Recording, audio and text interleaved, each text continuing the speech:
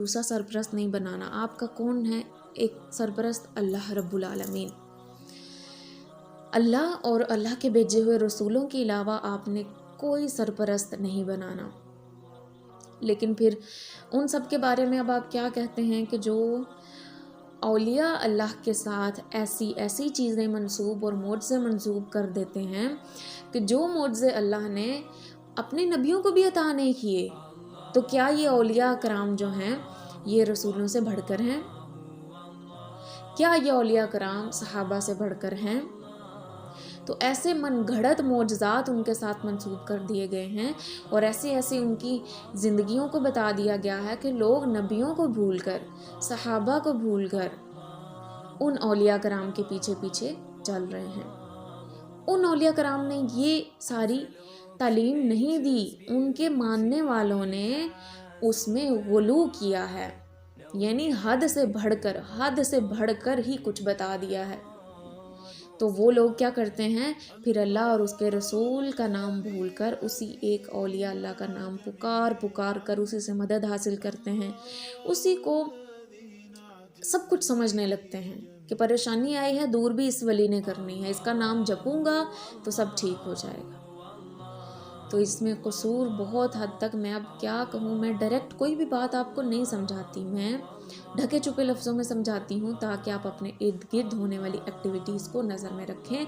और ऐसे जो 2 नंबर लोग हैं जिन्होंने यूँ शिरक फैला दिया है, अल्लाह की वहदानियत की बजाय यूँ कर दिया है, आप उनसे बाज रहें और दूसरों को भी बाज रखने की कोशिश आपने पूरी करनी है। साथ ही अल्लाह ने कहा कि मैं तुम्हें मना कर रहा हूँ लेकिन तुम नसीहत कम ही मानते हो। कौन है जो माने आज के दौर में?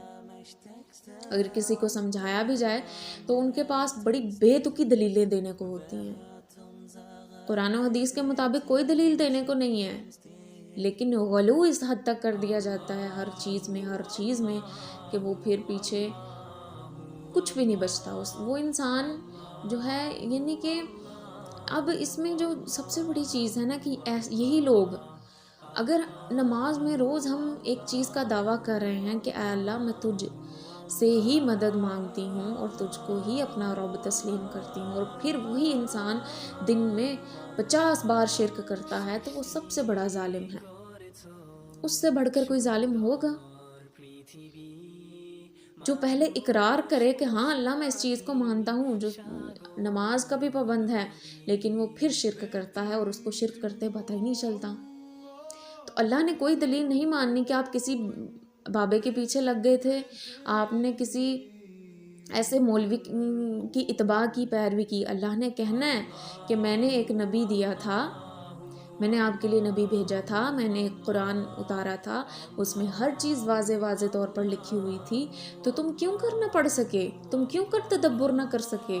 क्या मैंने तुम्हें अक्ल शऊर से नहीं नवाजा था? कोई भी दलील देने के लिए ना इन मुसलमानों के पास होगी, ना उन कुफार और मुशरिकीन के पास होगी। अल्लाह ने हर चीज़ का इंतज़ाम किया है, पहले से ही कर दिया है। तो मेरी तो दुआओं में सबसे ज़्यादा जो दुआ शामिल होती है, मैं आपको क्या बताऊँ, वो यही होती है कि ऐ मेरे मालिक, जिस कदर फितने इर्द गिर्द मंडला रहे हैं, फितनों के बीच खड़ी हूँ, और फितने भी वो जो सरासर शिर्क से जा मिलाते हैं। ऐ मेरे मालिक, मुझे तौहीद वाला बनाना और तौहीद पर मेरी मौत हो ताकि मैं अल्लाह को राज़ी कर सकूँ।